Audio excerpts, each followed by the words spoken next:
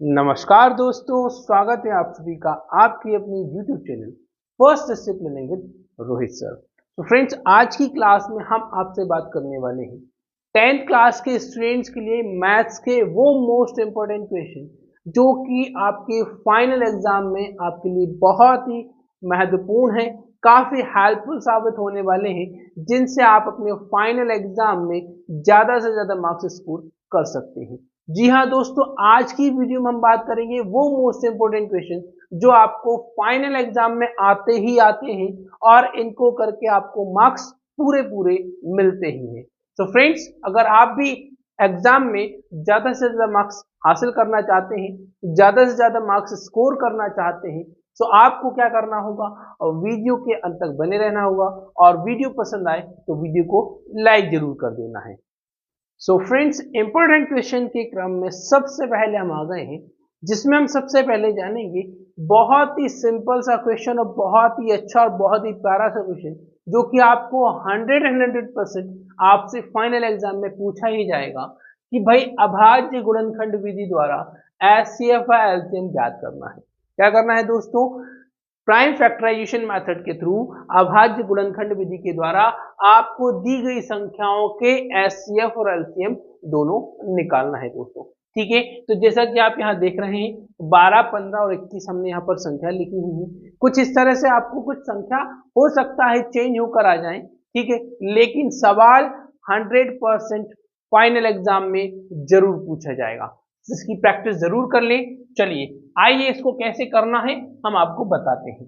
तो भाई आपको क्या करना होगा, सबसे पहले 12 का और उसके बाद 15 का और उसके बाद 21 का अभाज्य गुणनखंड कर लेना है दोस्तों। ठीक है, अब अभाज्य संख्या आप सभी जानते ही हैं, है ना, जिसमें अपने सिवा किसी और संख्या से भाग नहीं जाता है। ठीक है, तो प्राइम फैक्टराइजेशन मेथड की हेल्प से हमको एचसीएफ और एलसीएम निकालना है। तो सबसे पहले हम यहाँ करेंगे 12 को, तो पहले 2 से भाग दिया जाएगा, तो 2 6 12, फिर 2 से करते हैं 2 3 6। अब भाई 3 क्या हो गया है, एक विषम संख्या हो गई है और 3 एक अभाज्य संख्या भी है जो सिर्फ 3 से ही विभाजित होगी, मीन्स 3 से ही डिवाइड होगी, तो 3 एकम 3। 15 की बात करें तो 15 के गुणनखंड करते हैं तो 3 पंजे 15 और 5 को देंगे हम सब 5 से भाग, तो 5 एकम 5। यहाँ फिर 21 के गुणनखंड की बात करें, फैक्टर्स की बात करें, तो ये अब भाई विषम संख्या है, क्या है, ऑड नंबर है, 2 से तो डिवाइड होगा नहीं, 2 के बाद आता है 3, तो आप 3 से करेंगे, 3 7 21 और 7 1 7। तो फ्रेंड्स ये कर लिए हमने क्या, हमने 3 संख्याओं के प्राइम फैक्टराइजेशन मीन्स अभाज्य गुणनखंड। अब हम क्या करेंगे, सभी संख्याओं के गुणनखंड लिख लेंगे। 12 के गुणनखंड में क्या क्या आया, 2 इंटू 2 इंटू 3। 15 के गुणनखंड में क्या आया दोस्तों, 3 गुणा 5।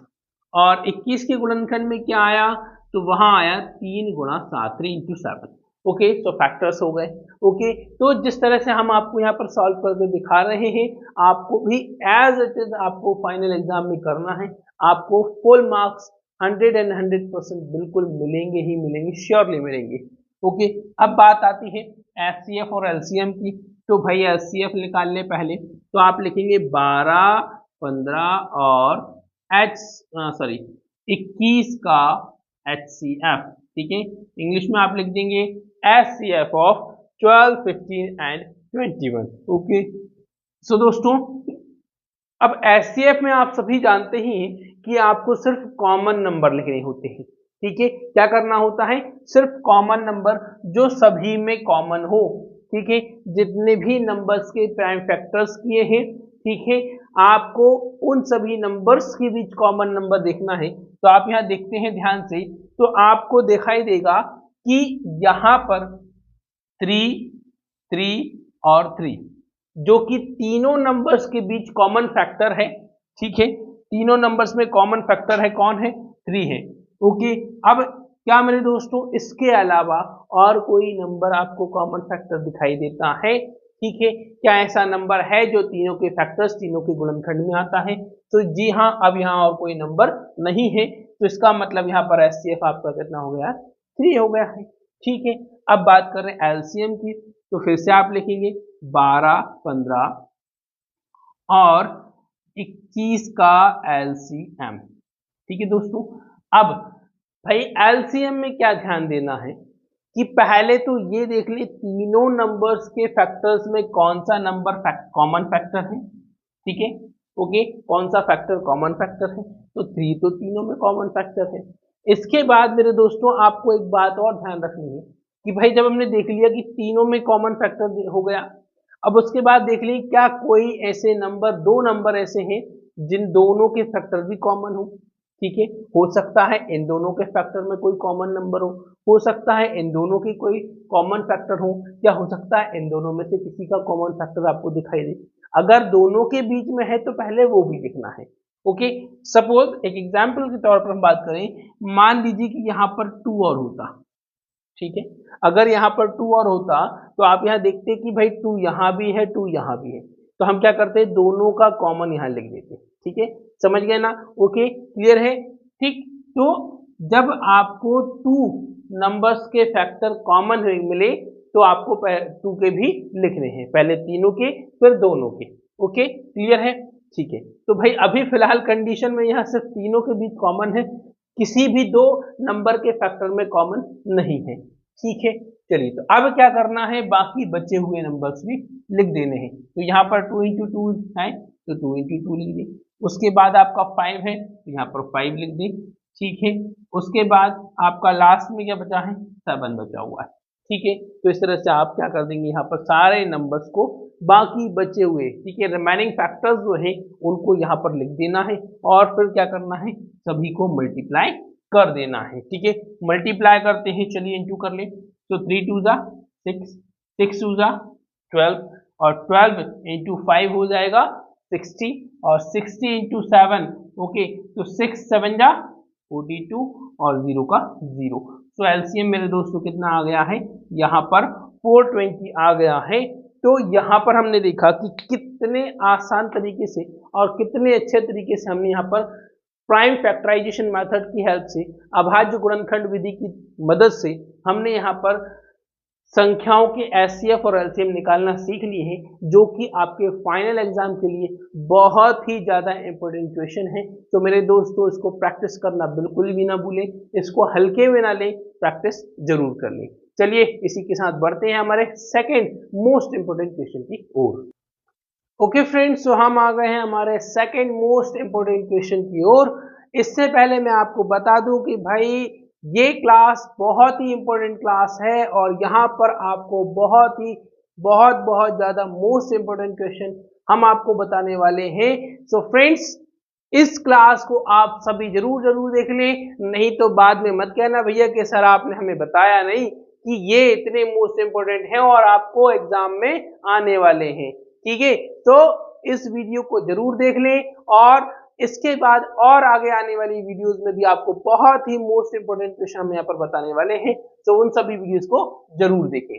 ओके, सो सेकंड क्वेश्चन जो कि आपको यहाँ पूछ रहा है, एचसीएफ किस किस का, 96 एंड 404, 96 और 404 का एचसीएफ 4 दिया है, आपको एलसीएम फाइंड करना है, इन्हीं दो नंबर का एलसीएम फाइंड करना है। ठीक है मेरे दोस्तों, तो सबसे पहले सवाल शुरू करने से पहले मैं आपको यहाँ बता दूं कि आपको यहाँ पर अभाज्य गुणनखंड विधि यूज नहीं करनी है, प्राइम फैक्टराइजेशन मेथड यूज नहीं करना है। यहाँ पर एक फॉर्मूला यूज किया जाएगा, वो क्या है आइए बताते हैं।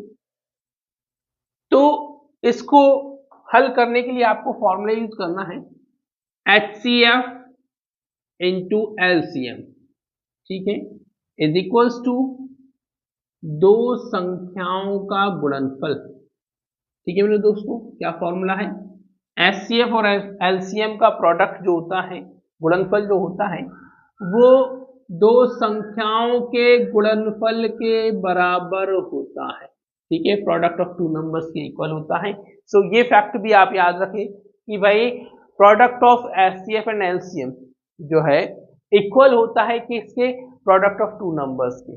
ठीक है, ये फॉर्मूला आपको इस सवाल में यूज करना है, प्राइम फैक्टराइजेशन मेथड यूज नहीं करनी है। ठीक है ना दोस्तों, अब एचसीएफ क्या दिया है, 4 दिया है, सो एचसीएफ की प्लेस पर 4 लिखेंगे, इनटू एलसीएम जो कि आपको फाइंड करना है, इज इक्वल्स टू दो संख्याओं का गुणनफल, product of two numbers. So product, यहाँ पर नंबर्स कौन कौन से हैं, 96 एंड 404, ये नंबर्स हैं।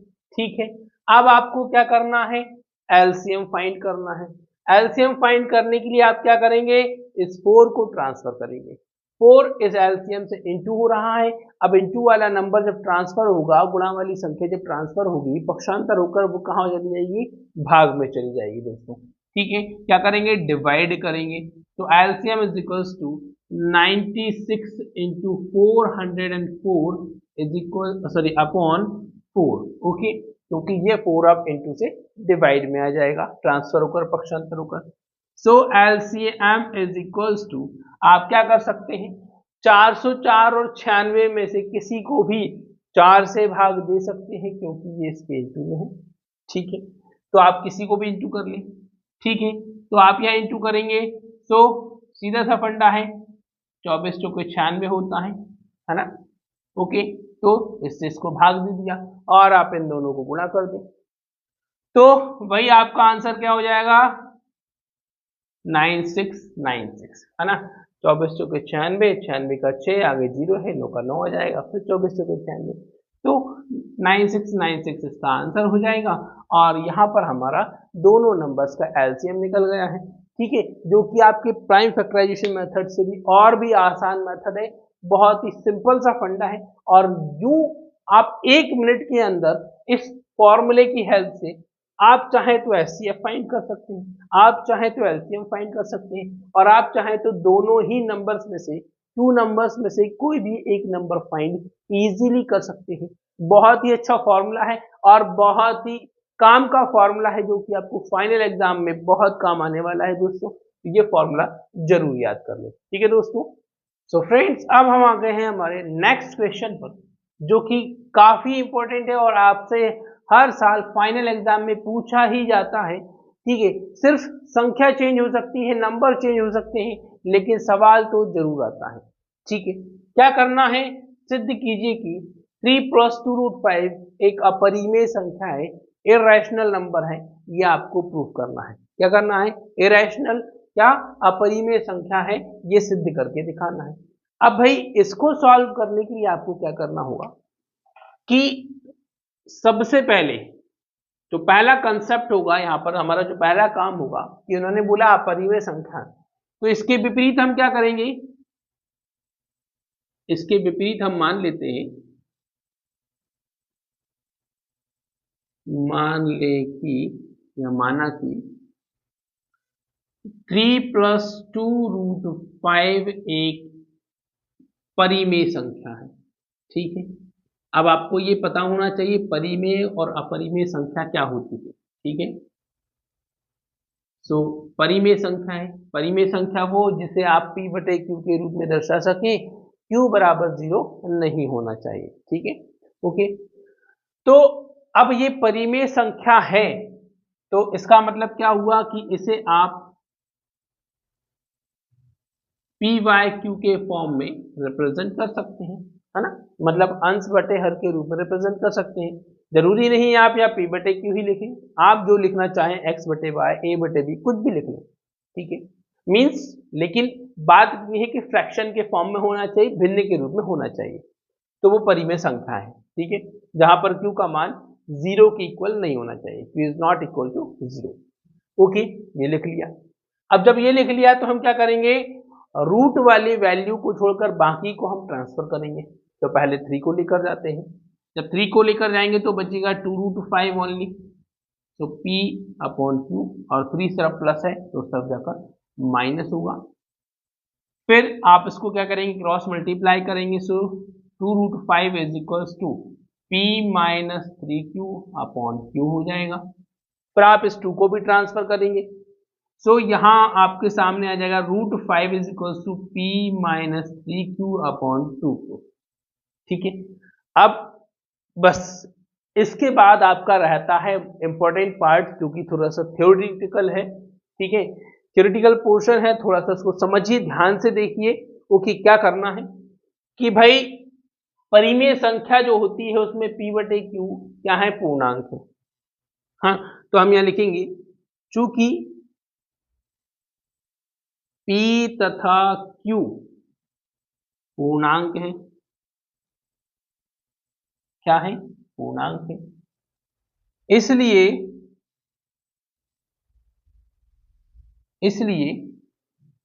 P minus 3Q upon 2Q एक परिमेय संख्या है, रैशनल नंबर है। ओके, क्या है, रैशनल नंबर है, परिमेय संख्या है। ठीक है,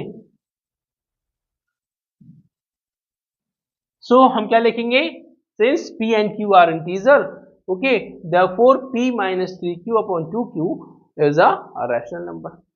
ओके, अब रैशनल नंबर के इक्वल में जो भी होगा वो भी रैशनल नंबर होगा, है ना।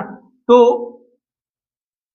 √5 एक परिमेय संख्या है ना भाई। जब परिमेय संख्या के बराबर में लिखा है तो वो भी परिमेय संख्या हुआ, है ना। ठीक, बात समझ गए, बिल्कुल क्लियर है कि भाई जब ये परिमेय संख्या है तो इसके बराबर में जो भी होगा वो भी एक परिमेय होगा। लेकिन एक विडंबना, एक परेशानी, लेकिन इससे इस तथ्य का विरोधाभास प्राप्त होता है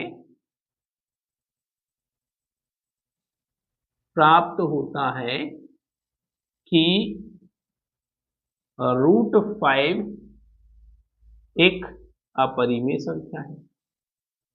ठीक है, क्या है, एक अपरिमेय संख्या है। भाई हमने ऊपर क्या कर लिया कि इसको परिमेय बोल दिया, लेकिन भाई ये तो इसके विपरीत है। किसके विपरीत है कि √5 एक अपरिमेय संख्या है, रैशनल नंबर है। यह विरोधाभास, फिर आपको क्या लिखना है, यह विरोधाभास हमें हमारी त्रुटिपूर्ण गलत अवधारणा के कारण प्राप्त हुआ है। ठीक है, किसके कारण, गलत अवधारणा, अवधारणा मतलब विचार, तो हमारे गलत विचार के कारण हुआ है। ठीक है, कारण हुआ है। अतः हम निष्कर्ष निकालते हैं,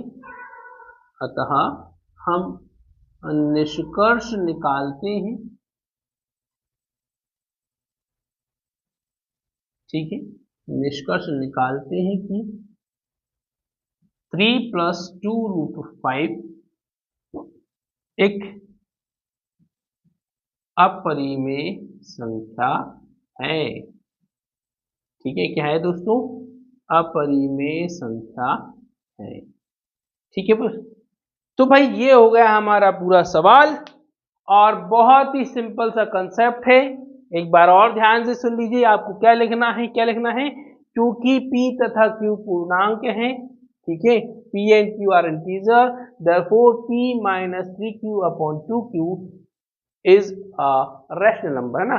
ये क्या है, एक परिमेय संख्या है, और परिमेय संख्या के बराबर में जो होगा वो भी एक परिमेय संख्या होगा।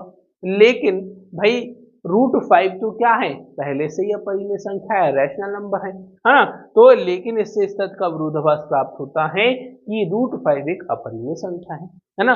तो दोनों क्या हो गए, एक दूसरे के कंट्रास्ट हो गए, है ना। और ये जो कॉन्ट्रडिक्शन जो हुआ है हमारी रॉन्ग अजम्पशन के कारण हुआ है, हमारी त्रुटिपूर्ण कल्पना के कारण, या त्रुटिपूर्ण गलत अवधारणा के कारण हुआ है। अतः हम निष्कर्ष निकालते हैं, okay, we conclude that, hence we conclude that 3 + 2√5 is a irrational number। Okay दोस्तों, तो इस तरह से आपको क्या करना है, इस तरह के सवाल करने हैं। ठीक है, आप चाहे तो भाई उसमें नंबर्स चेंज हो सकते हैं, हो सकता है 5 - √3 बोल दिया जाए, या कुछ इसी तरह से आपसे और भी नंबर्स चेंज करके पूछा जा सकता है। लेकिन आपको सिर्फ करना तो इसी तरह से है, आपको और कोई एक्स्ट्रा अलग से दिमाग नहीं लगाना है, आपको और कहीं कंफ्यूज नहीं होना है। ठीक है दोस्तों, तो ये हो गया हमारा थर्ड मोस्ट इंपोर्टेंट क्वेश्चन। इसके बाद हम चलते हैं हमारे अगले मोस्ट इंपोर्टेंट क्वेश्चन की ओर। सो फ्रेंड्स, अब हम आ गए हैं हमारे फोर्थ मोस्ट इंपोर्टेंट क्वेश्चन की ओर, जो कि आपके सेकेंड एक्सरसाइज जो सेकेंड चैप्टर है उसमें भी पूछा गया है और जो हमारे फोर्थ चैप्टर में भी पूछा गया है। तो यहां से इस क्वेश्चन की हेल्प से आप सेकेंड चैप्टर और फोर्थ चैप्टर दोनों को ही कवर कर सकते हैं, क्योंकि दोनों में से किसी में से भी आपसे ये क्वेश्चन पूछा जा सकता है। जहां पर सेकेंड चैप्टर में द्विघात बहुपद मींस क्वाड्रेटिक पॉलिनोमियल बोला गया है, तो वहीं उसे क्या कहा गया है, क्वाड्रेटिक इक्वेशन बोला गया है मेरे दोस्तों। और मात्र इतना सा फर्क है दोनों में, ठीक है, कि अगर दो पक्ष हैं तो वो इक्वेशन है, समीकरण है, और सिर्फ एक ही पक्ष है तो वो आपका बहुपद है, ठीक है। तो सिर्फ इतना सा फर्क है, अगर इक्वल लगाकर 0 लगा दिया तो आपका समीकरण बन गया, इक्वेशन बन गया, और अगर आपने ये नहीं लगाया तो आपका बहुपद है, ठीक है। तो क्वेश्चन है द्विघात बहुपद के या द्विघात समीकरण के शून्यक या शून्यक जीरोस फाइंड करने हैं, या दूसरा शब्द देख सकते हैं हमने लिखा हुआ है मूल, मतलब रूट्स, क्या करना है, रूट्स फाइंड करना है, ठीक है। तो कोई दिक्कत नहीं है, दोनों में आपको सिंपल वही सेम कंसेप्ट यूज करना है।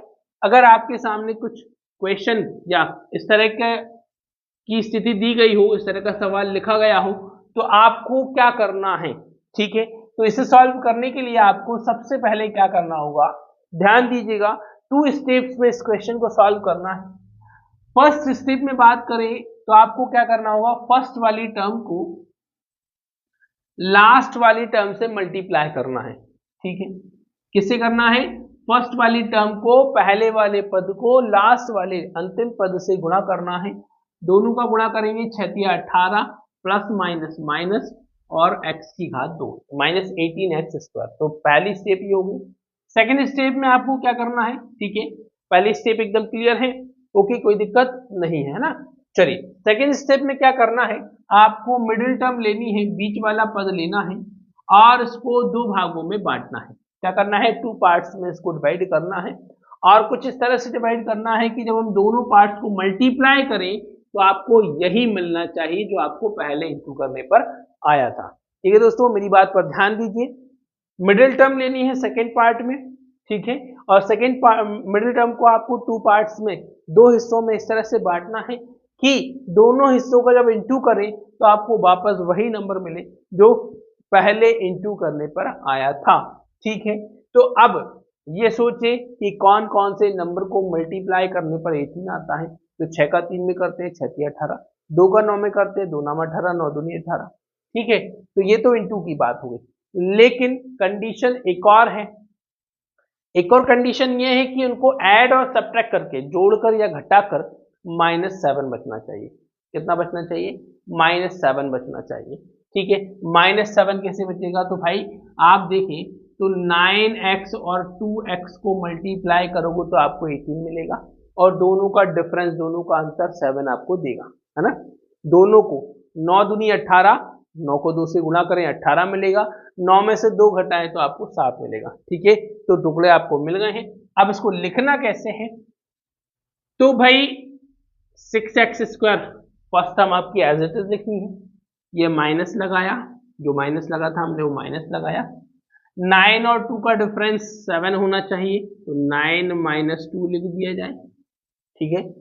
9 में से 2 माइनस होगा 7 आएगा, और बाहर x लिख दिया जाए -, ठीक। इस तरह से आप डिफरेंस करेंगे तो बिल्कुल गलती नहीं होगी। देखिए माइनस की जगह माइनस किया, 9 में से 2 को घटाया 7 बच रहा है, 9 और 2 का गुणा कर रहे हैं तो 18 आ रहा है, ठीक है ना। ओके, अब ब्रैकेट ओपन कर दे, तो आप ब्रैकेट ओपन करेंगे तो क्या होगा, 6x² - 9x प्लस 2x - 3, ठीक है दोस्तों। तो अब ये सवाल जो हो गया है पहले 3 पदों में था, अब 4 पदों में 4 टर्म्स में बट गया है, ठीक है। अब आपको क्या करना है, पहले 2 टर्म्स लेने हैं, मीन्स कौन कौन लेना है, 6x² और 9x लेना है, और इसके फैक्टर्स में से कॉमन फैक्टर फाइंड करने हैं। 6 को आप लिख सकते हैं 2 × 3 और x × x, 9x को आप लिख सकते हैं 3 × 3 इंटू एक्स। ठीक है, अगर आपको ओरली अपने माइंड में फैक्टर करने आते हैं तो बहुत अच्छी बात है, आप माइंड में ही उसको कैलकुलेट करके कॉमन निकाल सकते हैं। ओके, तो 3 दोनों में है और x दोनों में है, तो भाई यहाँ पर क्या कॉमन हुआ, 3x कॉमन हुआ। उसके बाद आपको ब्रैकेट में बचे हुए नंबर्स को लिखना है, तो 2 और x, तो यहाँ पर आपका जाएगा 2x। ठीक है, बीच में माइनस है तो माइनस लगा दीजिए, और यहाँ पर 3x तो भाई कॉमन निकल चुका है, ओनली क्या बचा 3, तो यहाँ पर 3 लिख देंगे। ठीक है, अब सेकंड बात करें बाकी की 2 टर्म्स की, तो आप आंख खोलकर ध्यान से देखें, दोनों में कॉमन फैक्टर क्या है, यहाँ 2 है यहाँ 3, नंबर तो सेम है ही नहीं, यहाँ वेरिएबल है यहाँ है ही नहीं, ठीक है, चर है ही नहीं, तो कॉमन तो कुछ भी नहीं हो रहा, और कुछ कॉमन नहीं है तो फिर 1 कॉमन होता भैया, है ना, जिसका कोई नहीं होता है उसका 1 होता है। ठीक है, तो इसका 1 हो गया। अब जब 1 कॉमन हुआ तो number as it is bracket में लिख देने हैं। अब भाई ध्यान से देखें दोनों ब्रैकेट्स, ठीक है, दोनों कोष्टकों को ध्यान से देखें तो दोनों कैसे हैं, बिल्कुल सेम है, दोनों में कोई भी फर्क नहीं होना चाहिए, इतना सा भी, बिल्कुल दोनों जुड़वा भाई। ठीक, ओके, तो 2x माइनस 3 दोनों का कॉमन एक फैक्टर बनेगा, दूसरा फैक्टर जो बनेगा बाहर के नंबर्स को लेकर बनेगा, जो कि 3x प्लस 1 को लेकर बनेगा, और यहाँ पर हमने क्या कर लिया है, इस द्विघात बहुपद के हमने क्या कर लिए हैं, गुणनखंड कर लिए हैं, इसको फैक्टराइज कर दिया है। अब बात आती है शून्य की या मूल की, है ना, अब हम क्या करेंगे, यहाँ शून्य ज्ञात करेंगे, मूल ज्ञात करेंगे। ठीक है, मीन्स जीरोस कहें या रूट्स कहें, बात एक ही है, बस चैप्टर के अकॉर्डिंग चैप्टर में अलग अलग नाम दिया गया है। सेकंड चैप्टर में इसको जीरोस बोला है, शून्य बोला है, तो वही फोर्थ चैप्टर में इसको रूट्स बोला है, मूल बोला है। ठीक है, तो फाइंड कर लेते हैं, कोई दिक्कत नहीं है।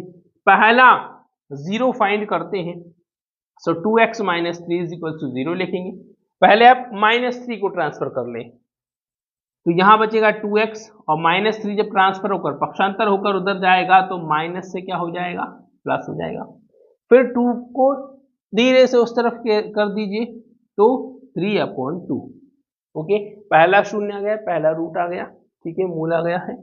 दूसरे की बात करें तो दूसरा गुणनखंड ले लो, 3x plus 1 is equal to 0 लिख लो भाई, पहले 1 को ले जाओ उस तरफ तो हो जाएगा -1, पर 3 को ले जाओ धीरे से तो -1/3, और मेरे भाई ये हो गया हमारा यहाँ पर कौन सा, फोर्थ इंपोर्टेंट क्वेश्चन, जिसमें हमने क्या कर लिया है, द्विघात बहुपद की गुणनखंड, मीन्स इसको फैक्टर करना, फैक्टराइज करना सीख लिया है।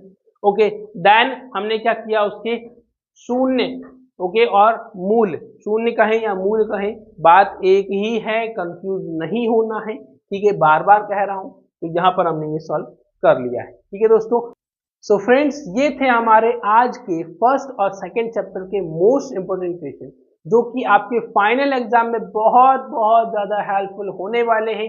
आप इन सभी क्वेश्चन की प्रैक्टिस मेरे भाइयों बिल्कुल श्योरली कर ही ले, क्योंकि ये क्वेश्चन आने वाले हैं। ठीक है दोस्तों, बाद में मत कहना कि सर बताया नहीं था, ठीक है, हमें पता ही नहीं चला। क्वेश्चन तो आएंगे और बहुत बिल्कुल फुल मार्क्स आपको इसमें मिलने वाले हैं, और इनको करने के बाद आपको एकदम मजा ही आने वाला है दोस्तों। ठीक है दोस्तों, वीडियो अच्छी लगी है तो वीडियो को लाइक जरूर करें, वीडियो को ज्यादा से ज्यादा लोगों तक शेयर जरूर कर दें, ताकि उन सभी और दूसरे स्टूडेंट्स को भी ये सारे इंपॉर्टेंट क्वेश्चन मालूम हो जाएं, ताकि वो भी ज्यादा मार्क्स स्कोर कर सकें। वीडियो के अंत तक बने रहने के लिए आप सभी का बहुत बहुत धन्यवाद। मिलते हैं अगले वीडियो में और भी मोस्ट इंपोर्टेंट क्वेश्चन के साथ, मोस्ट इंपोर्टेंट कंटेंट के साथ। तब तक के लिए वंदे मातरम, जय हिंद, जय भारत।